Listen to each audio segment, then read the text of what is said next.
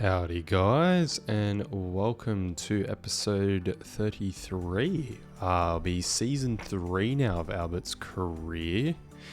He's finally joined the World Tour, so I can't say journey to the World Tour anymore. He's actually there. We are doing this as a post-record voiceover as well. We had a bit of a glitch when we had the whole save issue, but anyway, we fixed it up. As you can see, we've joined Uno X, 2 years at Push Bikers, first year in the World Tour. Did well for Push Bikers to get him to Pro Conti, but yeah, and I had to move into the World Tour. You can see there over on the right, a couple of riders out injured early. How did our winter prep go? Got to pick things out here because this kind of sets up those early race objectives. We do have the Tour Down Under though on pretty early, which we'd like to do rather well at. So we're going to have a good preparation, but not a huge one. Over here as well, we've got to set our our objectives for the season, or our race plan for the season as well. So the team's already given us a bit of a look into what races what they would like us to do, but we've got a bit of sway being one of their better riders, well, their best rider. So currently they wants to do Down Under, a one-day race in Spain, I believe it is, yeah. That Alua tour in Dubai or Saudi Arabia, I think it is, Algarve, the Portuguese tour, and then Tirreno, San Remo, which is very cool. And also a one-day classic there, Depan? Yeah. So we're just taking a look through here, a couple of races we wouldn't mind doing. Tour de Flanders would be fun to do, but obviously we're not really a cobbled rider. And then Catalunya as well would be, I'd rather do a World Tour race, I think, or Albert would prefer to do a World Tour race than, actually end up having to do a couple of those 1.2s or 1.1s, the 1 pros, that kind of stuff. One of his big objectives this season is to take out the top spot in the World Tour. And obviously that will secure a lot of points to Uno X to keep him there as well, if we choose to stay. Just toying up here, do we go to Paris-Nice or Tirreno? We think we'll stay with Tirreno because we're going to target the Giro anyway. That's kind of how it typically goes. If you go into the Giro, you'll go to Tirreno. If you go into the Tour, you go to Paris-Nice. Obviously, one's a race in France and one's a race in Italy. So there we go. Made a change there. We'll be getting rid of... Was it getting rid of? Oh, sorry, no. Adding the Catalunya Tour, like I said, and getting rid of Depan. So yeah, going to another World Tour race. Obviously wanting to score more points.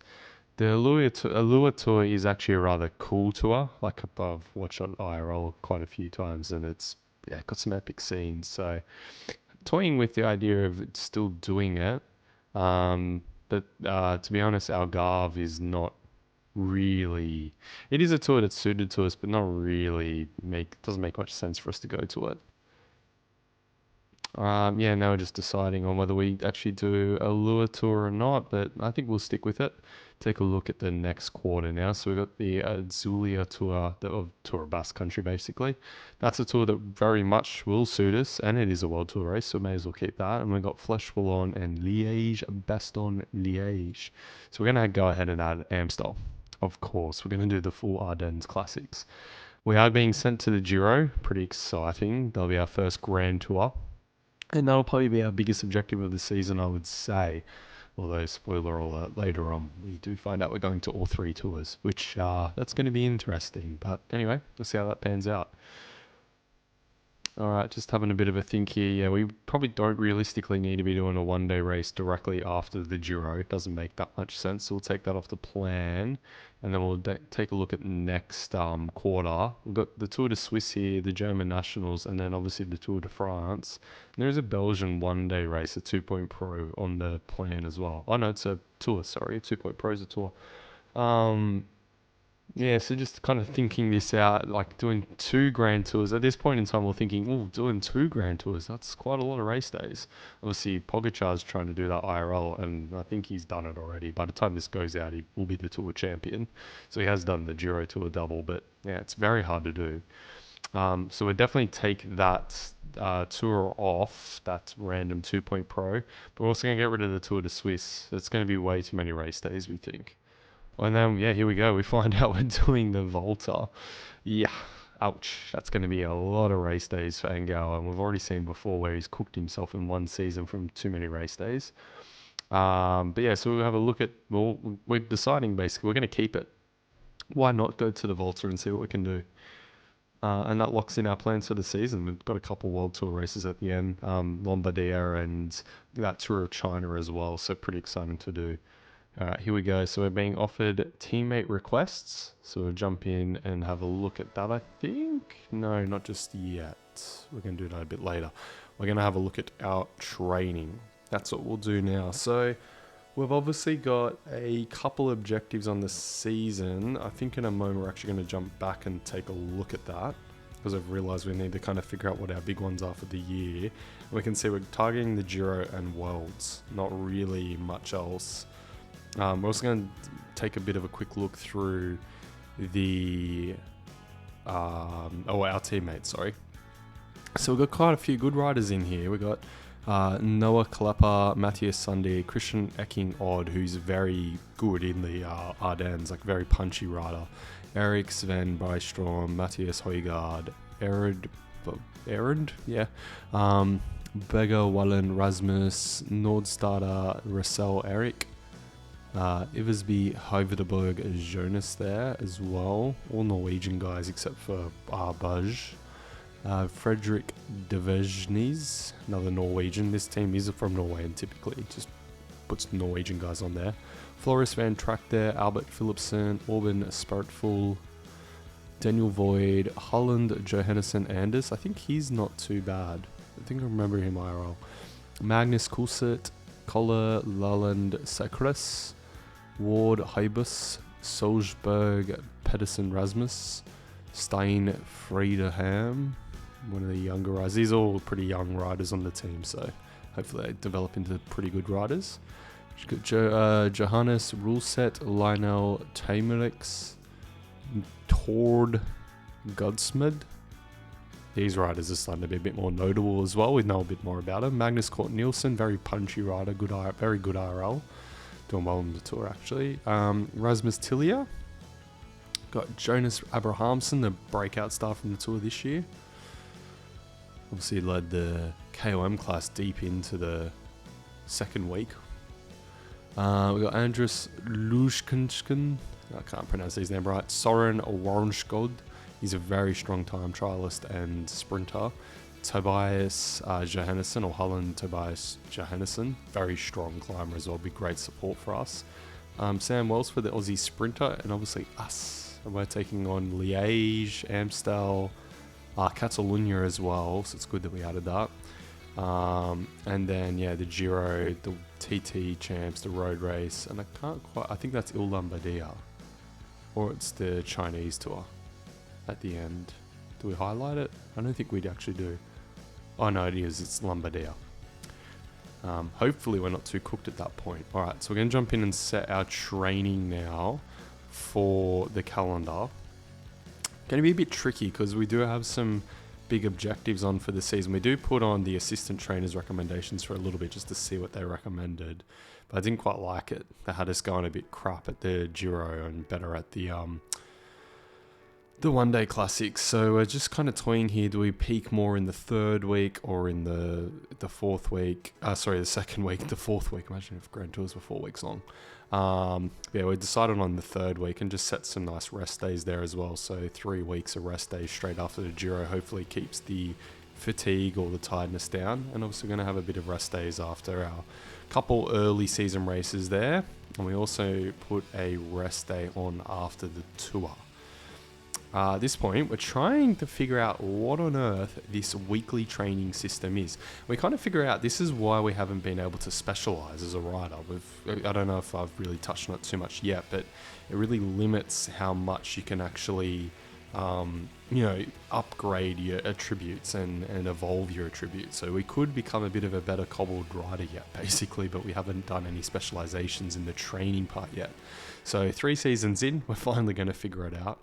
We just take a bit of a read through all these, but basically there's strength training, there's stage racing, there's all the specializations. You've got medium mountains or climber. You got the time trial one there, which obviously we love. We got the puncher, we got the cobbles, which, like I said, we do kind of want to evolve our cobbled abilities a little bit further, so we can actually have a bit of a crack in those. There's a couple things here to help with mental fatigue, which is good. We'll have to come back and maybe look at doing those in our break, just so we make sure that, we get the fatigue as low as we possibly can. Trying to do a Grand Tour, Grand Slam in one calendar year is going to be difficult. We're more thinking we're going to tackle probably the KOM jerseys and that, but we'll cover that later. But yeah, obviously we did stage races, we did climber, we did time trial, we did cobbles. And then I think we also selected sprinter, was it? Maybe? I can't remember exactly, but yeah, we selected those just because it was our weakest. Well, we're maxed out in punchur, but we're not maxed out in climbing or time trial yet. And obviously what we really do want to improving our cobbled classic ability. Just taking a bit of a think here, having a look. At this point I was thinking, wouldn't it be good, because we've set out our season, we've set out our preparation, how we're going to go, obviously training ourselves, etc. Wouldn't it be good if there was some actual projections? So you can see here, there's actual projections for your weekly training, which is terrific, but I'd love to see projections in your fitness and your tiredness. So nice feature request for Cyanide. So now we're just having a bit of a think, is that enough rest after the opening tours? So we're obviously doing TDU, I forget what that one day race that we're doing is, and then the Allure tour. So we go back in, we decide no, actually 2 weeks of rest will be good.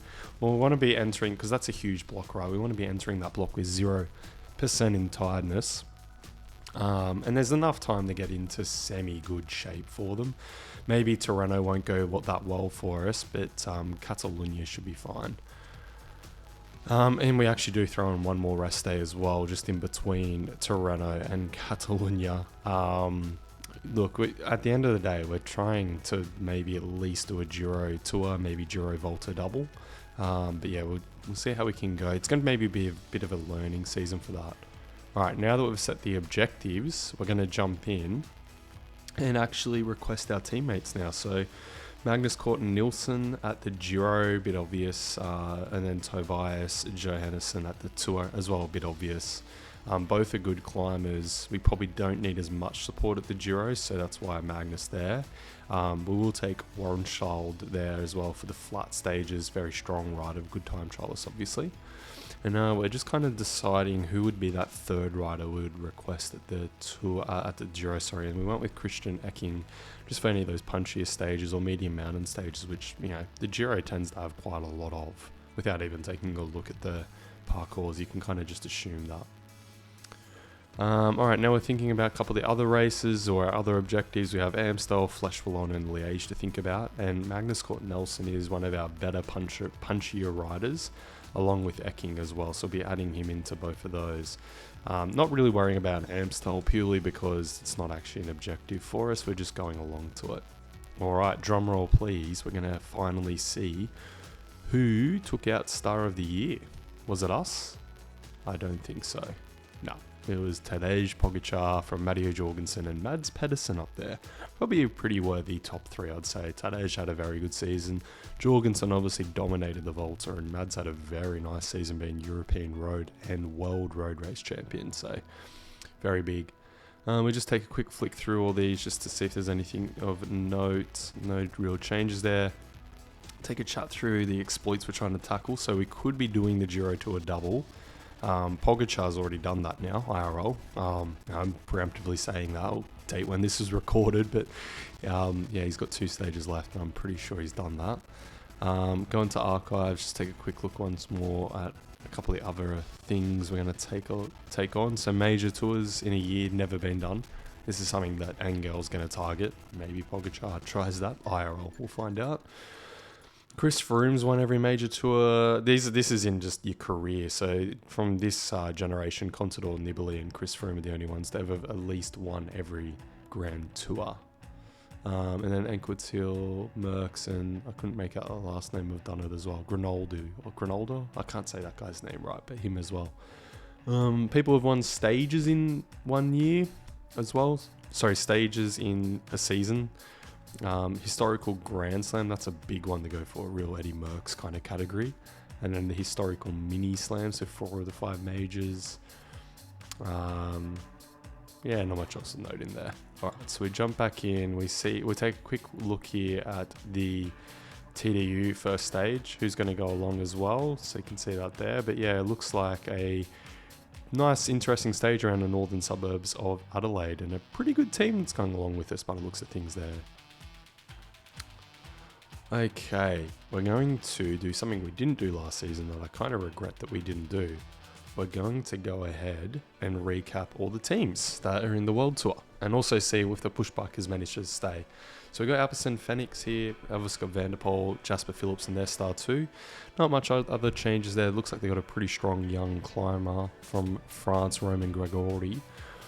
Looks like a very strong rider and very young, so he's up and coming still. Bora's got Jai, Primos, Denny Martinez, Vlasov, Jordi Mews, so no changes at all to this team. I'm surprised they didn't sign us, if I'm honest. Like, looking at this team, they need a star rider. They're a bit lacking. Like, it's a very good support cast, so I'd love to be at it, because look at all those mountain support riders would have. And then you got Jordi Mews to help in the sprints and all that kind of stuff. Would be great. But anyway, here's Bahrain victorious. Matej Mohoric, Phil Borhaus, Gourmet Martin, I'm trying to say his name right, star rider from France, one of their best climbers in recent years. Definitely of late, at least, now that Bardet's retired. Chris Harper's there, Santiago Batago, and then Antonio Tiberi as well.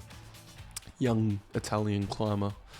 EF Easy Post have Ben Healy, Mikel Land obviously moved across to him, so the huge Spanish climber that he is, still obviously a massive threat for GC, even in this year's tour. I mean, running fifth is no slouch. Alberto Bertoli's there, Nelson Powler, Stefan Bissiger, so some very strong riders, but just no star.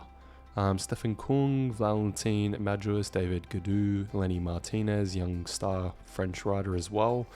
Strong-ish team, just not really, again, I just don't like that. They like a star rider.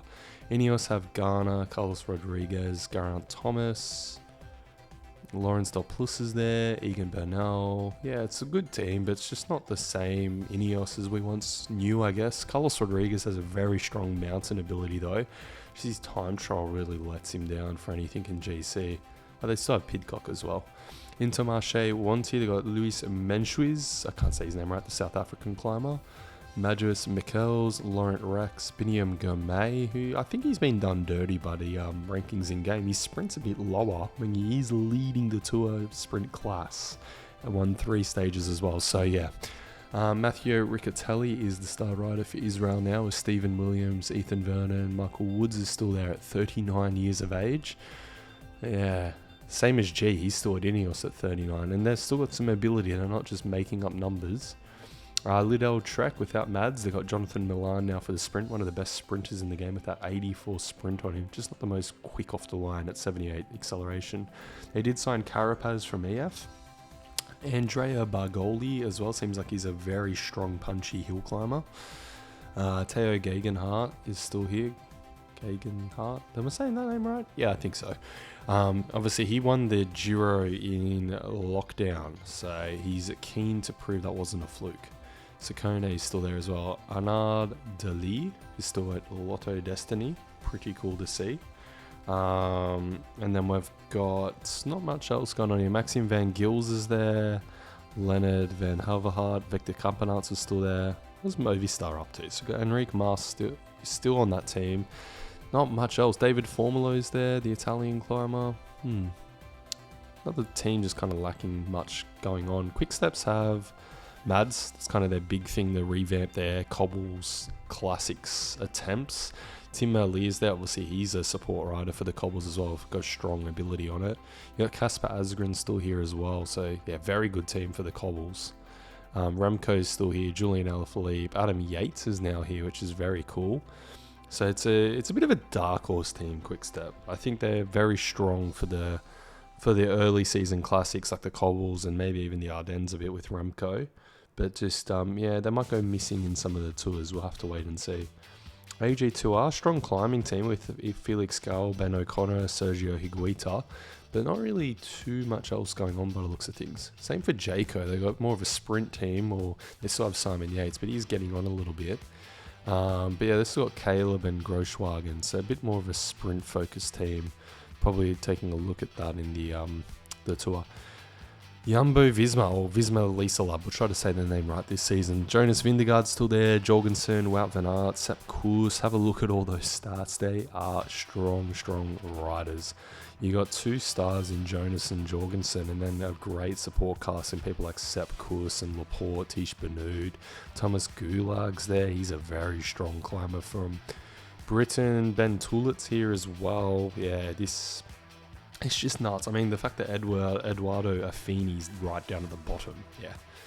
DSM have Fabio Jakobsen, the Dutch sprinter. He's very quick in his own right. Just had a lot of bad luck as of late, ever since he moved to DSM. You got Guy Limouge. I can't quite say that right. This is the team that we're potentially going to sign for. They've also got Max Poole, strong climber. It's probably not much different for us riding for Uno X, if I'm honest. Like, we haven't made necessarily a bad decision there.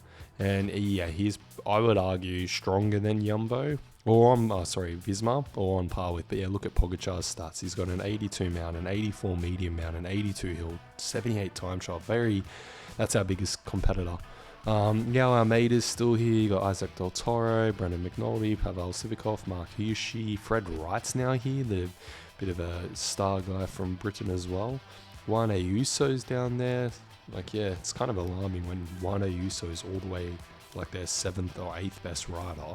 Like, that's just how strong that team is. And here we are. Here's Uno X. We're actually 4.5 with us, which is good to see. I can see a bit of the team history here as well. They used to go by Ringeritz Craft. They were a development team for quite some time as well. They were the Uno X Hydration.